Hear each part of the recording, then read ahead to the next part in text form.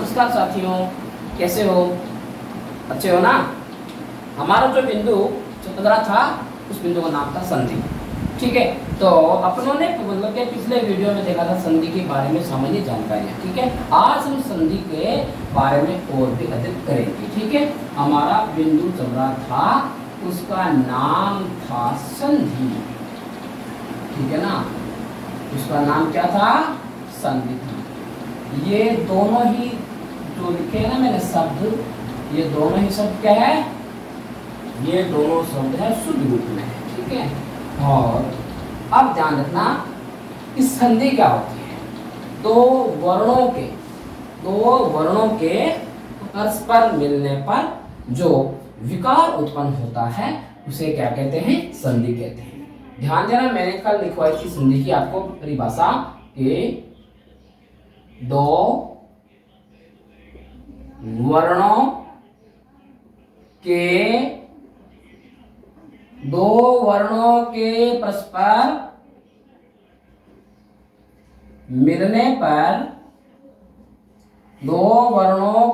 परस्पर मिलने पर जो विकार उत्पन्न होता है, विकार उत्पन्न होता है उसे संधि कहते हैं। उसे क्या कहते हैं? उसे संधि कहते हैं। ध्यान रखना, विकार का मतलब क्या होता है? बदलाव होना। विकार का मतलब क्या होता है? बदलाव होना। दो वर्णों के, ध्यान देना, वर्ण मैंने लिखा है, यानी कि यहाँ पर क्या क्या हो सकते हैं? यहाँ पर स्वर भी हो सकते हैं और व्यंजन भी हो सकते हैं। ठीक है ना? दो वर्णों के आपस में, परस्पर का मतलब आपस में मिलने पर जो विकार उत्पन्न होता है उसे क्या कहते हैं? संधि। मैंने कल आपको यह भी बात मैंने समझाई थी क्या, कि जब विकार उत्पन्न नहीं होता ना तो वहां मतलब क्या है कि संधि भी नहीं होती, वहां संयोग होता है। वहां क्या होता है? संयोग। क्यों? क्योंकि उसमें विकार उत्पन्न नहीं हुआ। ठीक है, जहां विकार उत्पन्न नहीं होता लेकिन दो वर्ण आपस में जुड़ रहे हैं तो वहां संधि नहीं, संयोग होगा। ठीक है, ये आपको मैंने कल कहा था। अब ध्यान रखना कि संधि के मैंने आपको कल ये बताया था कि संधि के जो प्रकार होते हैं ना, वो होते हैं 3 प्रकार होते हैं। संधि के प्रकार कितने होते हैं? 3 प्रकार होते हैं संधि के, जिसमें था नंबर 1 कौन सा था? नंबर 1 था स्वर संधि। नंबर 1 कौन सा था? स्वर संधि। नंबर 2 कौन सा था? नंबर 2 कौन सा था? व्यंजन संधि। ठीक है ना? और नंबर 3 पे कौन सा था? विसर्ग संधि। ये है संधि के 3 भेद। ठीक है, अब ध्यान देना क्या कि संधि का शाब्दिक अर्थ क्या होता है? देखना कि संधि का शाब्दिक जो अर्थ है ना वो होता है मेल, योग या जोड़। ये होता है संधि का शाब्दिक अर्थ। और संधि शब्द कौन से लिंग में आता है? तो संधि शब्द हिंदी भाषा के आधार पे देखा जाए तो संधि शब्द आता है स्त्रीलिंग में। यह हमेशा ध्यान देना। लेकिन मूल भाषा कौन सी है? मूल भाषा संस्कृत है। उसमें संधि कौन से लिंग में मानी गई है? उसमें संधि को माना गया है पुल्लिंग के रूप में। लेकिन हिंदी में संधि को माना है स्त्रीलिंग के रूप में। ठीक है, अब इसके आगे आपको ध्यान ये रखना है कि संधि शब्द का मैंने कल ये बताया था कि विलोम शब्द क्या होता है। तो संधि शब्द का विलोम शब्द क्या होता है? विग्रह। ये ध्यान देना, अगर ऑप्शन में विग्रह नहीं है और वहां आ जाए आपका मान लो विच्छेद आ जाए तो विच्छेद भी हो सकता है। लेकिन विग्रह और विच्छेद आ जाए ना दोनों, वहां आपको विग्रह ही करना है। ये ध्यान देना। ठीक है, अब ध्यान देना कि हमने देखा था कल कि संधि जो है ना वो मुख्य रूप से होती है अपने पास में 3 प्रकार की। ठीक है, एक तो हो गया कोट संधि, एक नंबर पे हो गया स्वर संधि, 2 नंबर पे व्यंजन संधि और नंबर 3 पे कौन सी होगी? विसर्ग संधि। ठीक है, आज हम अध्ययन करेंगे, वो करेंगे कौन सी संधि के बारे में? हम अध्ययन करेंगे स्वर संधि के बारे में। ठीक है, आज हम अध्ययन करेंगे कौन सी संधि के बारे में? हम अध्ययन करेंगे स्वर संधि का। ठीक है, तो ध्यान देना कि क्या होती है स्वर संधि। ठीक है, देखना ध्यान से क्या कि हिंदी में स्वरों की संख्या कितनी होती है? हिंदी में स्वरों की संख्या होती है 11। ठीक है, और वो कौन कौन से होते हैं 11 स्वर, वो आपके सामने मैं अभी लिख रहा हूं, आप ध्यान देना, अच्छा से ध्यान रखना। आज हम हिंदी में कौन सी संधि के बारे में पढ़ेंगे? हिंदी में पढ़ेंगे स्वर संधि के बारे में। आज का मेन बिंदु हमारा यह रहेगा, आप ध्यान देना। पहले मैं यहां लिखता हूं, हिंदी में होती है स्वरों की संख्या 11, और वो 11 स्वर कौन कौन से होते हैं? देखो, ए, आ, लघु ई, दीर्घ ई, लघु उ और दीर्घ उ, री, ये वाली री, ये लघु री है, और ए, आई, ओ, औ, ये हिंदी में होते हैं 11 स्वर। ठीक है ना, 1 2 3 4 5 6 7 8 9 10 11, ये है हिंदी में होती है स्वरों की संख्या कितनी? स्वरों की संख्या 11। अब ध्यान देना कि स्वर संधि के कितने भेद होते हैं? तो ध्यान देना कि स्वर संधि के 5 भेद होते हैं। स्वर संधि के भेद होते हैं कितने? 5। देखना ध्यान से क्या, मैं हिंदी की बात कर रहा हूं। हिंदी में स्वर संधि के कितने भेद होते हैं? 5। लेकिन मूल भाषा संस्कृत के अंदर हिंदी में नहीं, संधि में भेद होते हैं अपने स्वर संधि के 8 भेद होते हैं मूल भाषा में। लेकिन हिंदी में स्वर संधि के ओनली 5 भेद होते हैं, और वो 5 भेद अभी आपके सामने लिखे जाएंगे, आप ध्यान रखना। ठीक है, तो सबसे पहले आपको ये देखना है कि हिंदी में स्वरों की संख्या होती है 11। प्रत्येक स्वर, ठीक है ना, अपने से अलावा अन्य मतलब स्वरों के साथ भी योग करेगा। ठीक है, तो सबसे पहले अपन लिखते हैं स्वर संधि की डेफिनेशन। स्वर संधि की लिखते हैं डेफिनेशन, यानी कि परिभाषा लिखते हैं। स्वर संधि क्या लिखते हैं? परिभाषा। आप ध्यान देना कि कैसे होती है इसकी परिभाषा। ठीक है, ध्यान रखना, मैंने लिखा है कि स्वर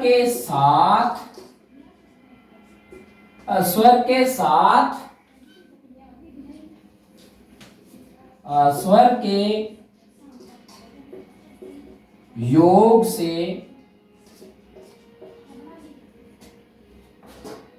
जो विकार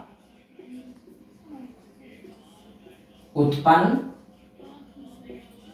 होता है उन्हें क्या कहते हैं?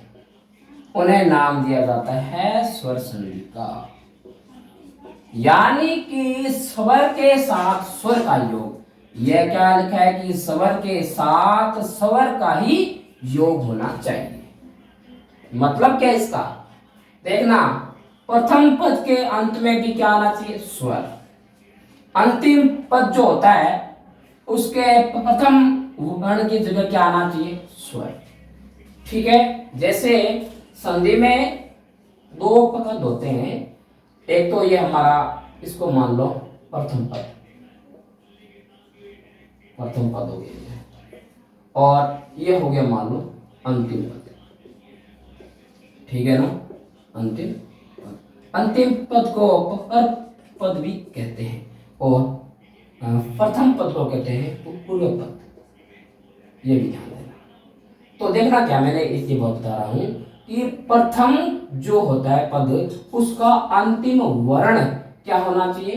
स्वर। प्रथम पद का अंतिम वर्ण कौन सा होना चाहिए? स्वर होना चाहिए। और अंतिम पद का प्रथम वर्ण क्या होना चाहिए? स्वर होना चाहिए। मतलब ये है मेरे कहने का, यहाँ ये लगा ना योग का निशान, इसके दोनों साइडों में क्या होना चाहिए? स्वर ही होना चाहिए। 11 में से कोई भी स्वर, कोई सा भी, कौन सा भी स्वर, 11 जो होते हैं ना स्वर अपने, इनमें से कौन सा भी स्वर हो सकता है, ठीक है ना। तो ये ध्यान देना, ये जो योग का जो मैंने लगा रखा निशान ना, इनके दोनों साइडों में, दोनों तरफ क्या होना चाहिए? 11 में से कौन सा भी स्वर हो, उनका योग होता हो और उनमें विकार उत्पन्न होता हो, तो वह संधि क्या कहलाती है? स्वर संधि। तो ये थी स्वर संधि की डेफिनेशन। अब आप ध्यान रखोगे क्या कि इस वाली स्वर संधि के भेद होते हैं 5। तो इसके भेद 5 ही क्यों होते हैं, इसका भी हमें जो होता है ना रीजन, वो हमें पता होना चाहिए कि यह जो होती है स्वर संधि, इसके 5 भेद होते हैं, लेकिन इसके भेद 5 ही क्यों होते हैं, इसके बारे में आप थोड़ा ध्यान से देखना। देखो ध्यान से, मैं यहां एक बार और आपके सामने 11 को मतलब जो है ना स्वर इनको लिख रहा हूं, आप ध्यान देना। अब मैं आपको यह है ना सिखाने की कोशिश है मेरी कि स्वर संधि के भेद यानी कि 5 ही क्यों होते हैं, या तो कम या ज्यादा क्यों नहीं होते हैं। ध्यान देना कि यहां एक मैं नोट लिख रहा हूं, पहले ध्यान दो इस पे कि प्रत्येक स्वर अपने खुद के अलावा अन्य सभी स्वरों के साथ योग करता है। इस लाइन को एक बार आराम से ध्यान से सुने कि प्रत्येक स्वर 11 में से कोई सा भी स्वर, कौन सा भी स्वर, इन 11 में से कौन सा भी स्वर अपने खुद के अलावा, यानी कि अपने खुद के साथ ऐड होते हैं और खुद के अलावा पीछे और रहते कितने हैं? पीछे रहते हैं 10, उनके साथ भी योग करता है। जैसे ए जो है ना, ए मतलब ए के साथ योग करता है, और ये ए अपने अलावा अन्य ये जो पीछे बचे ना कितने से 10, इनके साथ भी योग करता है। ये हमेशा ध्यान रखना। ऐसा होता किसमें है? ऐसा होता है कौन सी संधि में? स्वर संधि में। ठीक है, अब आप आगे ध्यान देना कि ए या आ का योग, ए या आ से जब होता है ना, तो उससे आ बनता है। ठीक है, ए आ जब ए आ से योग करता है, ए हो चाहे आ हो, वो अगर ए या आ से योग करे तो अपने को परिणाम क्या मिलेगा? आ मिलेगा। और लघु ई हो या दीर्घ ई हो, जब यह लघु ई और दीर्घ ई से योग करती है तो परिणाम क्या मिलेगा? दीर्घ ई मिलेगा। ठीक है, और जब लघु ऊ और दीर्घ ऊ, जब लघु ऊ या दीर्घ ऊ से योग करते हैं तो परिणाम क्या मिलेगा? बड़ा ऊ।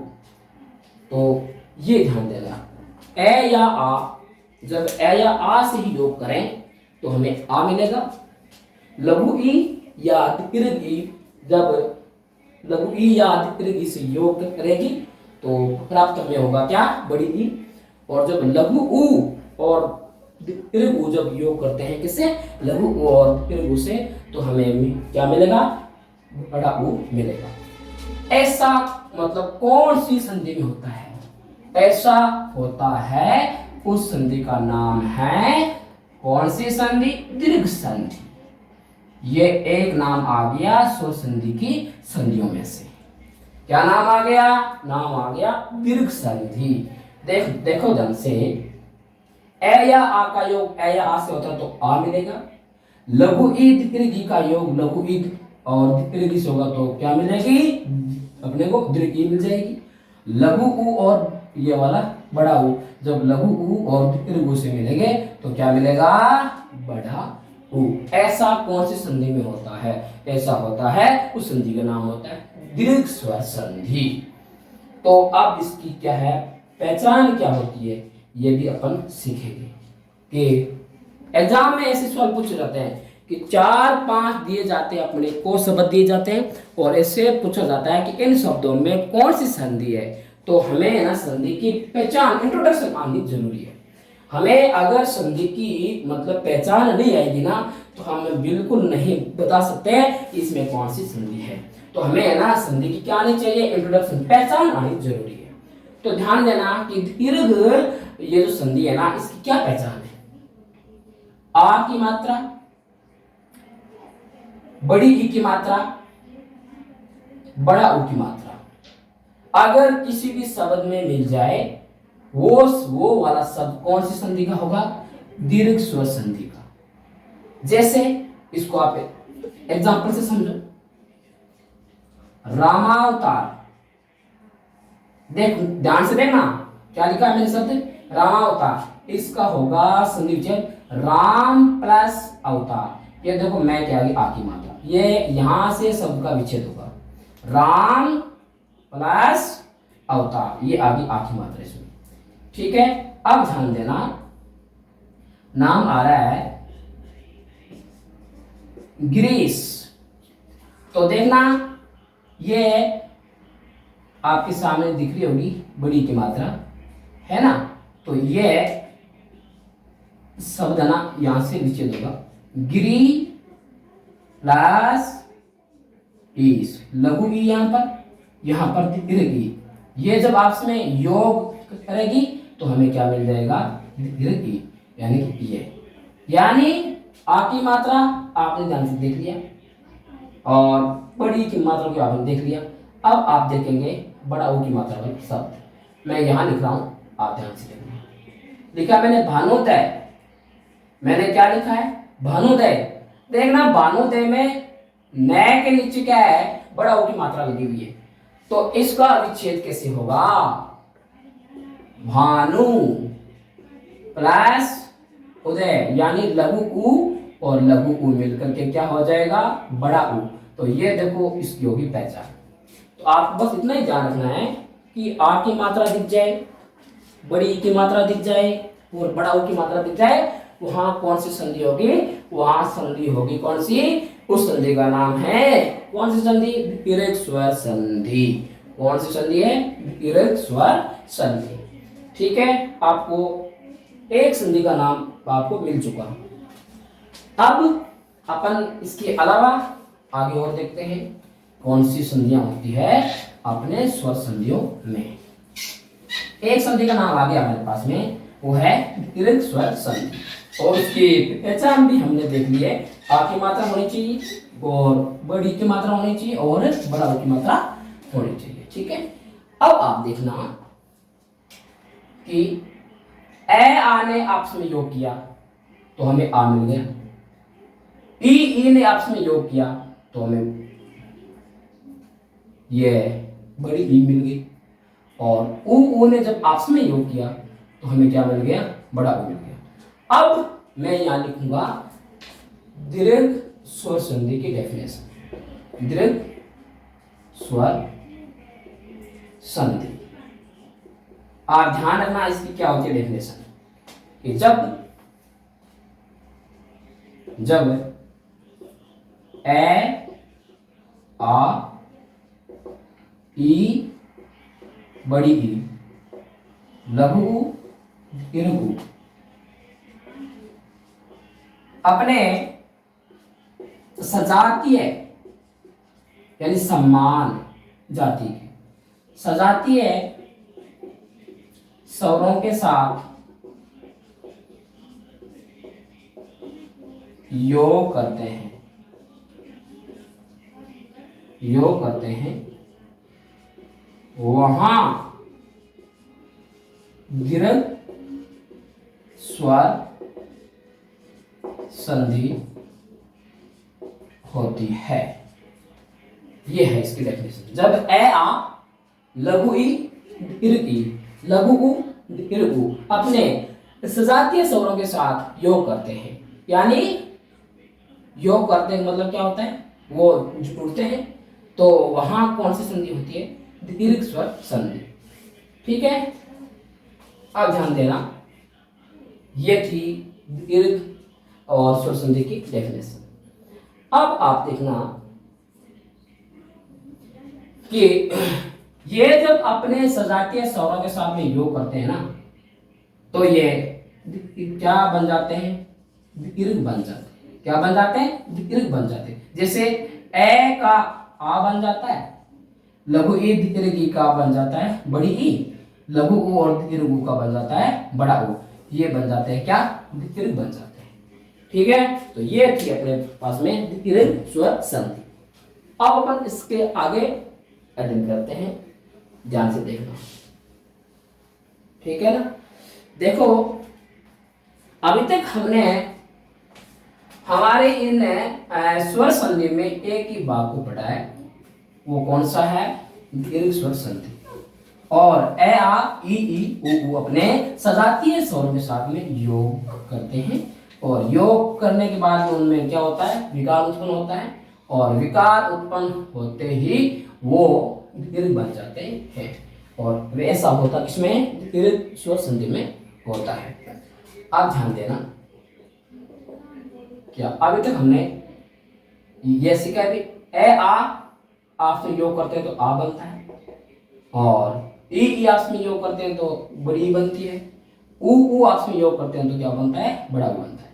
अब ध्यान देना कि जब ये ए आ योग करेंगे लघु ई और दीर्घ ई से, तो क्या बनेगा, तो ध्यान रखना, ए या आ लघु ई या दीर्घ ई से योग करेंगे तो परिणाम क्या मिलेगा, ए। ध्यान रखना, ए या आ जब लघु ई या दीर्घ ई से योग करते हैं तो परिणाम क्या मिलेगा, ए। एक बात।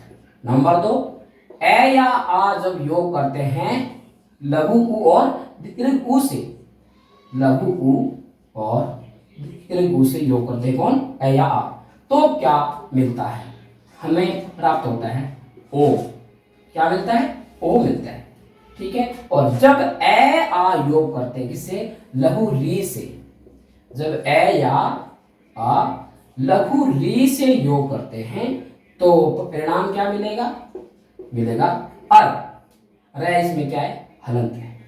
देखो ध्यान से, ए या आ जब लघु ई और दीर्घ ई से योग करते हैं तो ए मिलता है, ए या आ लघु उ और दीर्घ उ से योग करते हैं तो ओ मिलता है, ए या आ जब लघु री से योग करते हैं, लघु री हिंदी में होती है, ठीक है ना, और दीर्घ री और ये रीजन होती है ना, ये होती है इसमें मूल भाषा, इसमें संस्कृत में। ठीक है, लेकिन हिंदी में क्या होती है, लघु री, बस ओनली फॉर। तो ध्यान देना, ए या आ जब योग करते हैं लघु री से तो क्या बनता है, अर बनता है। ऐसा होता किसमें है, ऐसा कौन सी संधि में होता है, तो ऐसा होता है उस संधि का नाम है गुण संधि। ये लो अपने स्वर संधियों में दूसरा नाम भी हमारे पास आ गया। कौन सी संधि, गुण संधि। देखो ध्यान से, ए या आ जब लघु ई और दीर्घ ई से योग करते हैं तो ए बनता है, ए या आ जब लघु उ या दीर्घ उ से योग करते हैं तो ओ बनता है, और ए या आ जब लघु री से योग करते हैं तो क्या बनता है, अर बनता है। ऐसा होता किसमें है, ऐसा होता है गुण संधि में। ऐसा होता है किसमें, गुण संधि में। अब आपको मैं इसके एग्जांपल समझा देता हूं, एक एक आप ध्यान देना। जैसे है, मैंने लिखा है महा प्लस इंद्र। महा में अंतिम ध्वनि आ रही है आ की, और इधर हमें ई मिल रहा है, लघु ई मिल रहा है। आ और ई मिलके क्या बन जाएंगे, ए बन जाएंगे, तो नाम क्या हो जाएगा, संधि हो जाएगी महेंद्र। ये देखो एक ही मात्रा आ गई ना, ठीक है। अब आप देखो ध्यान से, कौन सा, हाँ, मैं लिख रहा हूं शब्द पर प्लस उपकार। पर के अंदर क्या है, ए मिलेगा अपने को स्वर। जैसे इसको अपन हलन तनांक जब करेंगे तो ए बाहर आ जाएगा, और आगे क्या है, अंतिम पद में पहला कौन सा होगा स्वर, उ। ए और उ जब योग करेंगे तो क्या बन जाएगा, ओ बन जाएगा। तो इसकी संधि क्या होगी, संधि बन जाएगी आपके परोपकार, ठीक है। संधि कौन सी बन गई, परोपकार। ध्यान से देख लो, इसमें ओ की मात्रा आ रही है, ठीक है। फिर देखो ध्यान से, महा प्लस ऋषि। महा में आस हो रहा है, और अंतिम पद में पहले क्या आ रहा है, री। आ और री के योग से क्या बनेगा, अर। तो महा प्लस ऋषि का क्या बन जाएगा, महर्षि। महर्षि, जैसे आप महर्षि शब्द को बोलोगे तो आपको अर उसमें अपने आप आपको फील होगा, महर्षि। महर्षि आप जैसे बोलोगे ना शब्द, उसमें आपको अर अपने आप फीलिंग होगा कि हाँ इसमें रियल में इसमें क्या होता है कि अर होता है, ठीक है। और तो ये हमारी संधि कौन सी थी, ये संधि थी गुण संधि। अब ध्यान देना, संधि का नाम तो हमें हो गया ना मालूम, लेकिन हमें संधि की आनी चाहिए, पहचान आनी चाहिए। एग्जाम में ऐसे पूछ लिया जाता है कि निम्नलिखित शब्द में कौन सी संधि है, तो हमें ना जब संधि की आएगी ना, पहचान आएगी ना, तो ही हम उसका आंसर दे सकेंगे, वरना इम्पॉसिबल है ना। तो अब मैं आपको समझाता हूं क्या कि पहचान कौन सी संधि की, मैं आपको समझाता हूं पहचान किस संधि की। मैं बात अब कर रहा हूं, कौन सी संधि की बात कर रहा हूं बताना, मैं बात कर रहा हूं गुण संधि की बात कर रहा हूं कि गुण संधि की पहचान क्या होती है। बस इतना ध्यान रखना, ए की मात्रा, ओ की मात्रा, और रे जो ये ऊपर होता है ना, ऊपर किसके, ये हीरो रेखा है ना, इसके ऊपर वाला रे, ये होता है अनंत में होता है, ठीक है। तो एक तो ये हो गया, और इसके साथ में ए यानी अर, ठीक है ना। अर, ये जो ए है ना, ये तो मतलब क्या है कि इसका तो हो जाएगा, योग हो जाएगा, और आप आपको सिर्फ ऊपर वाला रे ही दिखेगा, बस ये रे ही दिखेगा, ये ए आपको दिखेगा नहीं, ठीक है ना। आपको ओनली फॉर रे ही दिखेगा, ठीक है। जो कहां होगा, वो होगा सिरो रेखा के ऊपर। जैसे एक आप ना एग्जांपल से समझ लो, जैसे नाम लिख दिया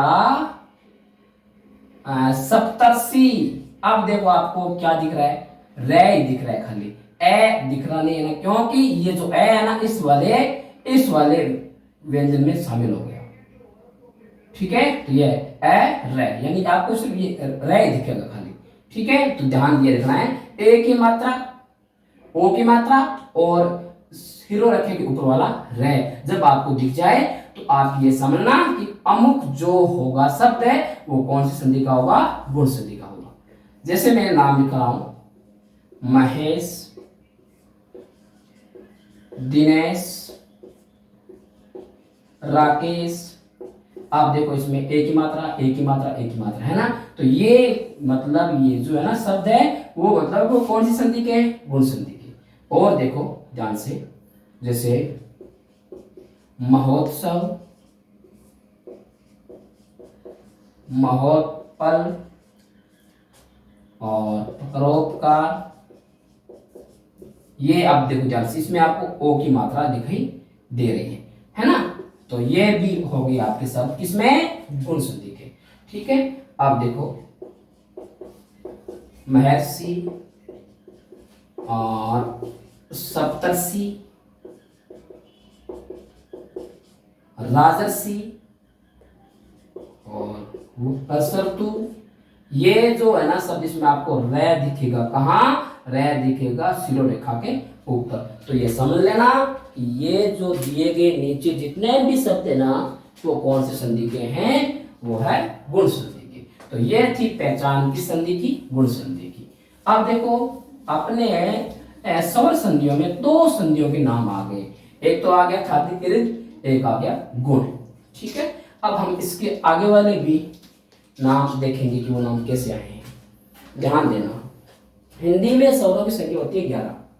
ए, आ, लघु ई, दीर्घ ई, लघु उ, दीर्घ उ, री, ए, आई, ओ, औ।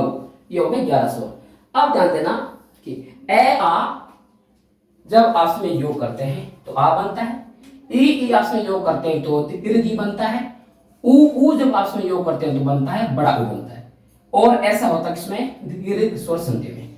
और जब ए आ योग करती है ई से तो ए बनता है। ए आ योग करते हैं उ से तो ओ बनता है। और ए आ योग करती है री से तो बनता है अर बनता है। ऐसा किस में होता है, गुण संधि में।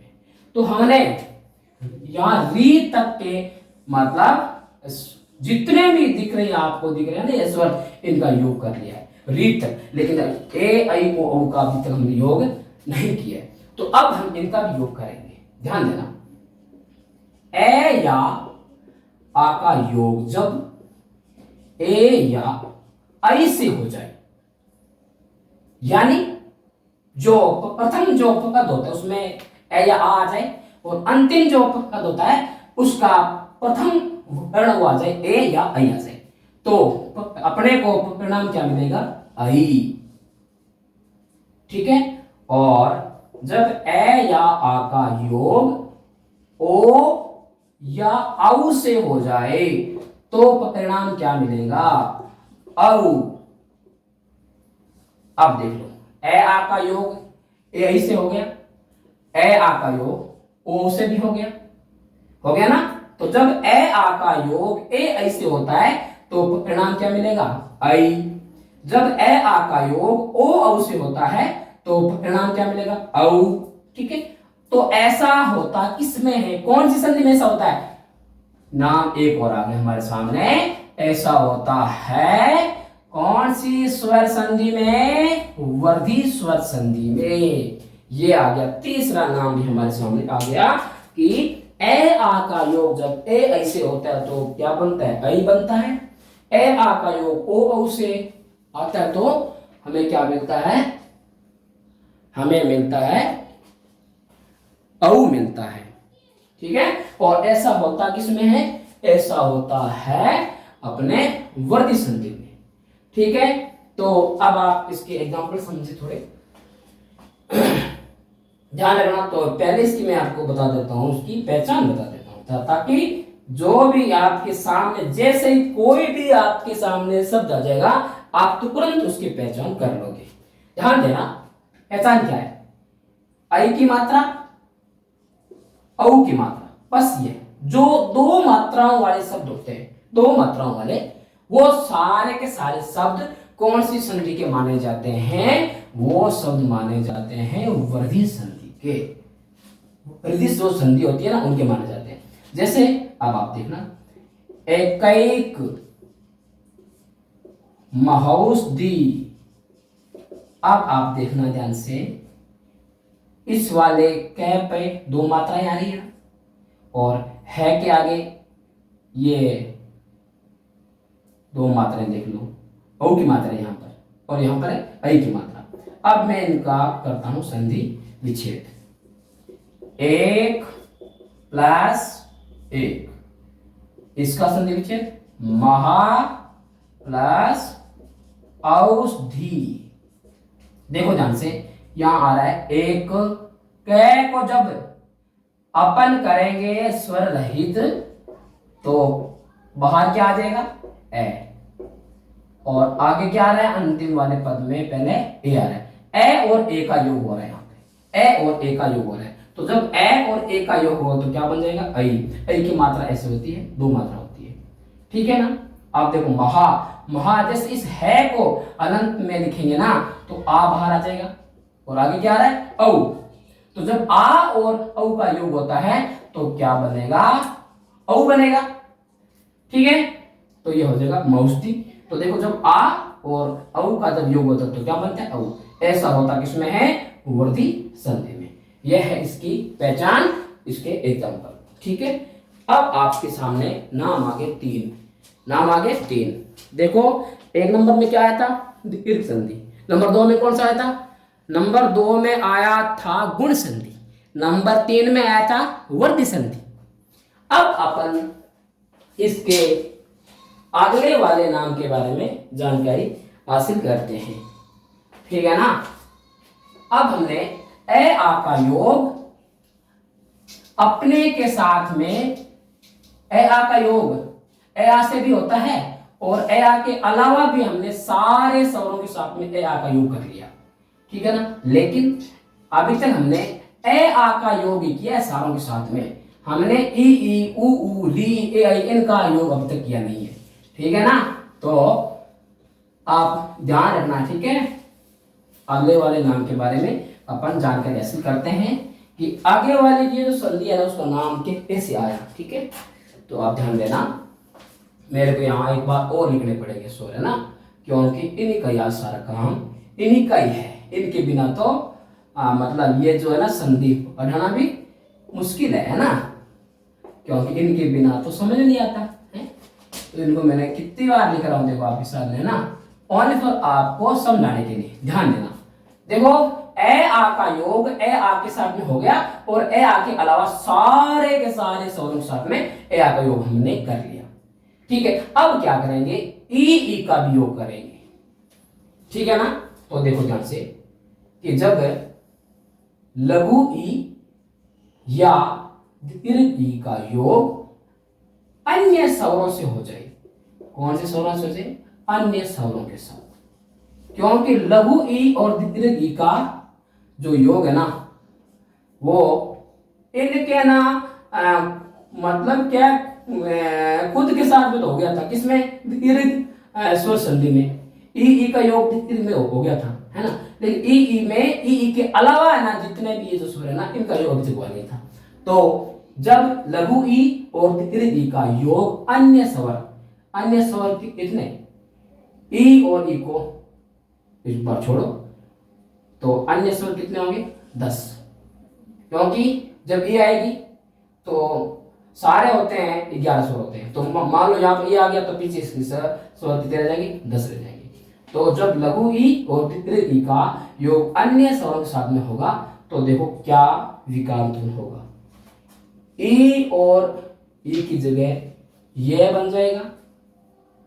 मैंने क्या बोला, लघु ई दीर्घ ई की जगह यह बन जाएगा और अन्य जो सोगाना स्वर होगा उसकी लग जाएगी मात्रा। जो भी अन्य होगा स्वर उनकी मात्रा लग जाएगी। मात्रा कहां लगेगी, ये के साथ में। मात्रा क्या लग जाएगी, ये के साथ में, ठीक है।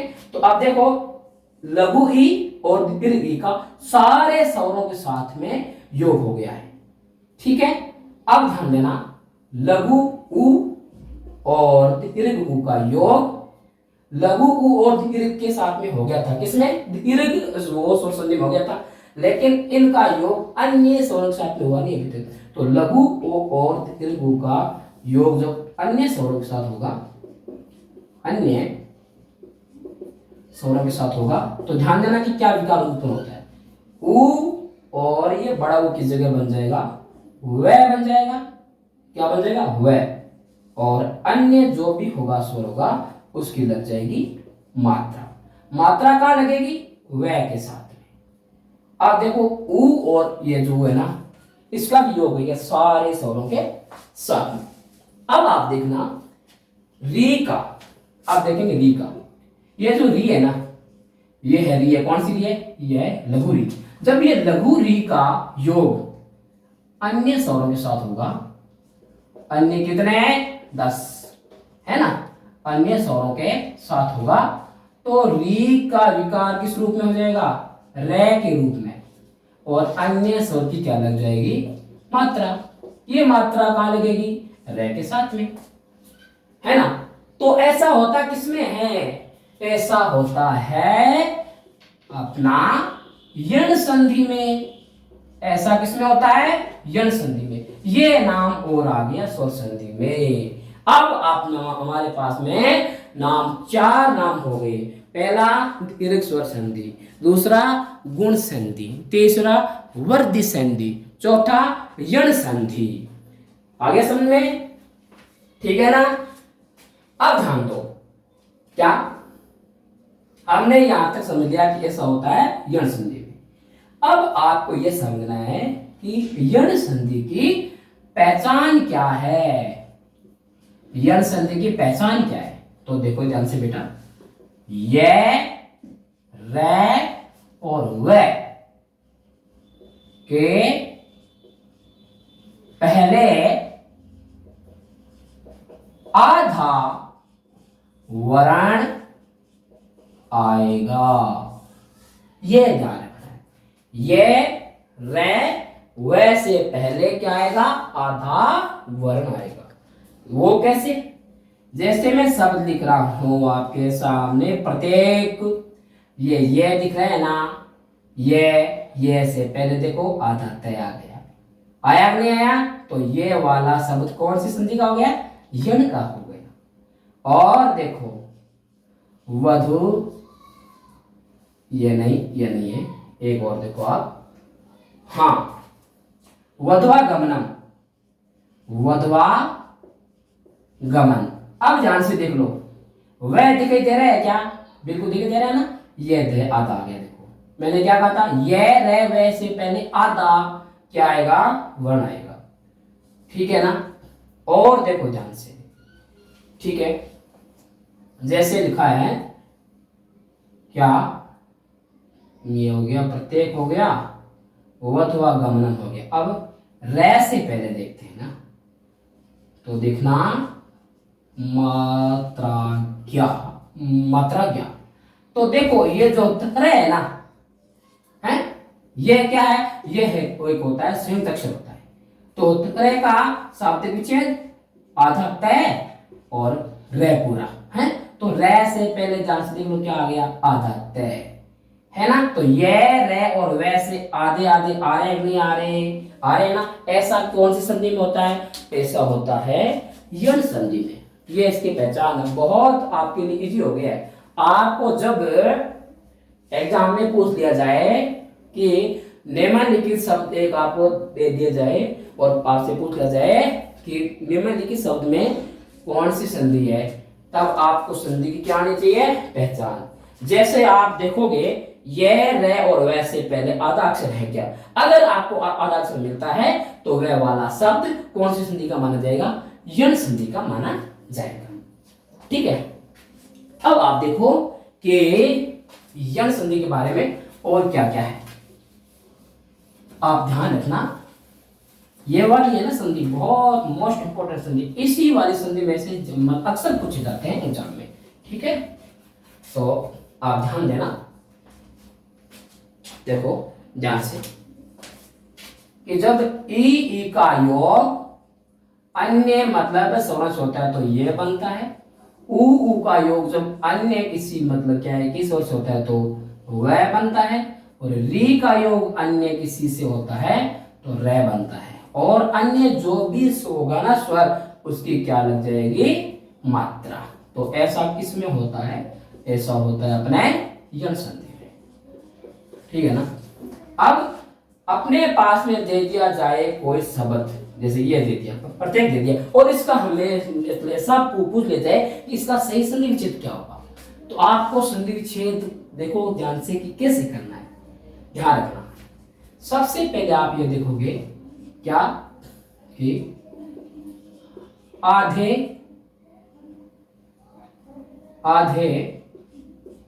वर्ण को पूरा लिखो। जो ये आधा दिख रहा है ना, उसको आपको लिखना पड़ेगा पूरा। जैसे ये परा हो गया और ये जो आधा था इसको लिख दिया मैंने पूरा। ठीक है? फिर ध्यान देना, ये को ई में, वे को ऊ में, ऊ लघु याद, दोनों में से कोई भी हो सकता है। और ई है ना, दोनों में से कोई भी हो सकती है। ठीक है ना? ये को लघु ई याद ई में, वे को लघु उ या दीर्घ उ में, वह रे को री में बदला जाएगा, यानी बदल दो। तो अब यहां आ रहा है, ये आ रहा है, ये है ना, ये जो ये है ना, ये किसमें चेंज होगा, लघु ई या दीर्घ ई में। तो ये मैंने लघु ई बना दी, क्योंकि जो अपन कोई भी लिखते हैं ना शब्द, वो होना चाहिए कैसा, वो सार्थक होना चाहिए। प्रति हमेशा ऐसा ही लिखा हुआ आता है, हमें ऐसा ना प्रति अलग से कभी भी लिखा हुआ नहीं मिलता, इसलिए मैंने ये लघु ई लगाई है। ठीक है, तो ये को मैंने लघु ई में चेंज कर दिया, और ये जो आधा था उसको मैंने लिख दिया पूरा। तो ये आगे आपके प्रति। और फिर नंबर 3 बात कौन सी है, देखो, मात्रा के अनुसार अंतिम पद का पहला वर्ण लिख दो। अब देखना कि मात्रा किसकी आ रही है, ए की मात्रा आ रही है। यहां पर ये के ऊपर ए की मात्रा आ रही है ना, तो यह मैंने ए लिख दिया। और फिर क्या करेंगे, फिर बचे हुए वर्ण लिखें। अब देखो इसमें बचा हुआ क्या है, ओनली फॉर, ये बचा है कै, बचा है ये कै। तो ये हो गया, प्रत्येक का संधि विच्छेद हो गया। इसको ध्यान से एक बार और समझ लो कि यण संधि के शब्दों का विच्छेद कैसे किया जाता है। बहुत इंपॉर्टेंट चीज है, ये आपको किताब में कहीं भी नहीं मिलेगी, ये ध्यान कर लेना बेटा कि यण संधि में दिए गए शब्दों का संधि विच्छेद कैसे होता है। आपको बस यही बातें ध्यान में रखनी है। बातें यहाँ पे कितनी लिखी मैंने, 4 बातें है ना, इनको याद रखना। कैसे, जो आपको आधा अक्षर दिख रहा है उसको लिखोगे पूरा, एक बात ही होगी। अगर आपको ये दिख जाए तो ये को लघु ई या दीर्घ ई में चेंज करेंगे, वह दिख जाए तो वह को लघु उ और दीर्घ उ में चेंज करेंगे, रे दिख जाए उसको री में चेंज कर देंगे। ठीक है, फिर हम देखेंगे कि यह पर या वह पर या रे पर कौन सी मात्रा लगी है, उस मात्रा के आधार पर, मात्रा के अनुसार अंतिम पद का लिखेंगे पहला वर्ण लिखेंगे। जैसे यहाँ पर मेरे को ये के ऊपर ए, मतलब ए की मात्रा दिख रही थी तो मैंने यहाँ पे ए लिख दिया। फिर जितने भी आपके मतलब वर्ण बचे हुए ना, वो सेम टू सेम लिख दो, तो आपका यण संधि के शब्दों का संधि विच्छेद एकदम सही से हो जाएगा। अब हमारे सामने संधियां आ गई है, 4 संधियों के नाम आ गए। नंबर 1 कौन सा, दीर्घ स्वर संधि। नंबर 2 कौन सा, गुण संधि। नंबर 3 कौन सा, प्रतिसंधि। नंबर 4 कौन सा, यण संधि। अभी हमारे पास में एक नाम और आएगा, वो देखते हैं कि क्या है। ध्यान देना, आज हम अध्ययन कर रहे हैं किसके बारे में, हम अध्ययन कर रहे हैं स्वर संधि के बारे में। ठीक है, तो अभी आपके सामने आएगा स्वर संधि का 5वां प्रकार। ठीक है, अब आप देखना ध्यान से। हाँ, फिर वही बात कौन सी, पहले सारे क्या लिखने पड़ेंगे, स्वर, है ना, क्योंकि इनके बिना तो ये संधि क्या है कि पढ़ना और पढ़ाना दोनों ही क्या है, मुश्किल काम है ना। आप भी समझते हो ना। अब देखो आपके सामने मैंने 11 लिख दिए स्वर, है ना। अब देखो ध्यान से, क्या ए आ का जब योग ए आ से होता है तो आ बनता है, ई का योग जब ई से होता है तो बड़ी ई बनती है, और लघु उ और दीर्घ उ का जब योग होता है तो बनता है आपका दीर्घ उ। ऐसा किसमें होता है, ऐसा होता है कौन सी संधि में, दीर्घ स्वर संधि में। ठीक है ना। और देखो ध्यान से, जब ए आ का योग ई से होता है तो क्या बनता है, ए, है ना। और जब ए आ का योग उ से होता है तो क्या बनता है, ओ। और जब ए आ का योग री से होता है तो क्या बनता है? अर। ऐसा किसमें होता है? ऐसा होता है गुण स्वर संधि में। ऐसा किसमें होता है? गुण स्वर संधि में। ठीक है, अब क्या, जब ए आ का योग ए ऐ से होता है तो क्या बनता है? आई। और जब ए आ का योग ओ औ से होता है तो क्या बनता है? औ। ऐसा कौन सी संधि में होता है? ऐसा होता है वर्धी स्वर संधि में। वर्धी स्वर संधि में। ठीक है, अब ध्यान देना, क्या, जब ई का योग अन्य वर्ण से होता है तो ये बनता है, और जो अन्य होता है ना वर्ण, उसकी ये पर लग जाती है मात्रा। और जब उ इन दोनों का योग किसी अन्य वर्ण से होता है तो उ की जगह क्या बनता है? वह बनता है, और अन्य जो होगा ना स्वर, उनकी वह पे क्या लग जाएगी? मात्रा। और जब री का योग अन्य स्वर से होता है तो री की जगह पे रे बन जाएगा, और अन्य जो होगा ना स्वर, उसकी लग जाएगी मात्रा। ऐसा किसमें होता है? ऐसा होता है यण संधि में। अब आपको यहां तक तो बिल्कुल आ गया होगा समझ में। अब हम आगे चलते हैं। क्या, हमने ई का योग अन्य के साथ में कर लिया, उ का योग अन्य के साथ में कर लिया, री का योग अन्य के साथ में कर लिया, ए आ का योग भी अन्य के साथ में कर लिया, लेकिन अभी तक हमने ए ऐ उ औ का योग अन्य स्वरों के साथ में किया नहीं है। अब करेंगे ना, ध्यान देना, ए का योग अन्य के साथ में हो तो देखो क्या विकार आएगा, और ऐ का जब योग करते हैं अन्य के साथ में, अन्य क्या, अन्य बोलना, अन्य स्वर की बात कर रहे हैं, अन्य गुलाब में नहीं है, ध्यान देना।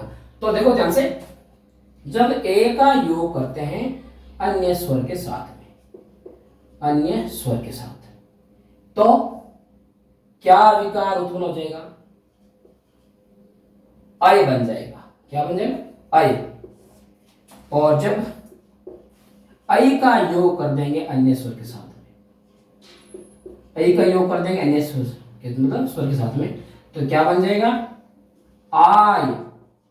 यहां पे तो क्या बना? आय, और यहाँ पे आई, क्योंकि यहाँ पे ए था, यहाँ पे था आई था।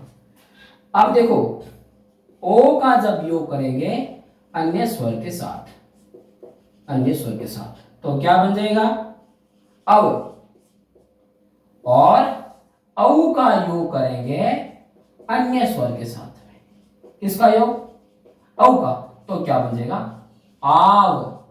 ये विकार उत्पन्न होंगे। देखो, आय, आय, अब, आओ। एक बार और ध्यान से देख लो, जब ए का योग करेंगे अन्य स्वर के साथ में तो क्या बनेगा? आय। और जब अपन इस वाली है ना, ये क्या है? ये है ऐ है ना, जब ऐ का योग करेंगे अन्य स्वर के साथ में तो आय बन जाएगा, ओ का योग करेंगे अन्य स्वर के साथ में तो बनेगा आव, और जब अपन औ का योग करेंगे अन्य स्वर के साथ में तो क्या बन जाएगा? आव। ठीक है, अब देखना है क्या, इस बात को थोड़ा गौर से समझे, ध्यान से समझना है कि ये वाली संधि बहुत इंपॉर्टेंट संधि है। ठीक है, तो आइए, आय, अब, आव, ये आदि, ये मतलब इत्यादि है ना, ये आते किसमें? ये विकार जो है ना, इसे ये कौन सी संधि में होते हैं? ऐसा होता है, उस संधि का नाम है अयादि संधि। ऐसा कौन सी संधि में होता है? अयादि संधि में। देखो ये अय आदि है ना, अय आ रहा है इसमें ना, अय आदि यानी अय के अलावा भी और भी है ना, अय, आय, अव, आव, है ना, तो ऐसा किसमें होता है? अयादि संधि में। अब हम विस्तार से पढ़ेंगे अयादि संधि के बारे में, ध्यान देना। अब हम पढ़ेंगे अयादि संधि के बारे में, विस्तार से पढ़ेंगे, ठीक है ना। अब हम पढ़ेंगे विस्तार से अयादि संधि के बारे में। तो देखो ध्यान से, आप देखो ध्यान से, अपन पढ़ रहे हैं अयादि संधि के बारे में। अयादि संधि, सबसे पहले आप ये देखोगे इसकी क्या होती है, पहचान क्या है अयादि संधि की पहचान। देखो मेरे ध्यान से सुनो, मैं ये पहचान इसलिए बता रहा हूं कि एग्जाम में ऐसे ना हजारों बार सवाल पूछे गए हैं कि आपको एक मतलब दे दिया जाता है, शब्द दे दिया जाता है और ऐसे पूछा जाता है कि इस वाले शब्द में कौन सी संधि है, तब अपने को वहां क्या आनी चाहिए, पहचान आना जरूरी है। अगर अपने को पहचान नहीं आएगी तो अपन संधि मतलब इसमें होगी कौन सी ये हम नहीं बता सकते। ठीक है ना। तो आपको ये बताना है क्या कि जब ये और वे आ जाए, ये और वे आ जाए और उससे पहले ए या आ जाए, उससे पहले ए या आ जाए तो वहां कौन सी संधि होगी? अयाजी संधि। जैसे नाम लिखा नयन, देखो ये आ रहा है और इस वाला ये जो नए है ना, नए को जैसे ही हलंत रहित करेंगे ना तो बाहर क्या आ जाएगा? ए आ जाएगा। ये तो आ रहा है, ए आ रहा है और ये भी आ रहा है। देखो ये आ गया और ए आने से या तो आएगा ए या आएगा आ। अब देखो लिखा है मैंने नायक, यानी नए को हलंत किया, आ बाहर आ गया, आगे ये आ रहा है। देखो यहाँ पे आ गया, आ गया और ये भी मिल रहा है ना। तो यहाँ पर था ए, यहाँ पे आ, यानी ए आ में से कौन सा भी आ सकता? दोनों में से, और ये या वह आएगा। अब देखो ध्यान से क्या लिखा है मैंने, शब्द क्या लिखा है मैंने? शब्द लिखा पवन। तो देखो इसमें आ रहा है वह आ रहा है, आ रहा है वह। तो जैसे ही इस वाले पै को हलंत रहित किया तो बाहर क्या आ जाएगा? ए बाहर आ जाएगा, है ना। ये आ गया ए और आगे क्या आपको दिख रहा है? वह, यानी कि वह से पहले ए या आ होना चाहिए। एक और देख लो, सब देख लो, पावक, यानी आपको वह दिखाई दे रहा है ना। और जैसे ही इस वाले पै को हलंत रहित किया आ बाहर आ जाएगा ना, आ। और आगे देख लो यहाँ पे आ रहा है और इसमें वह भी आ रहा है।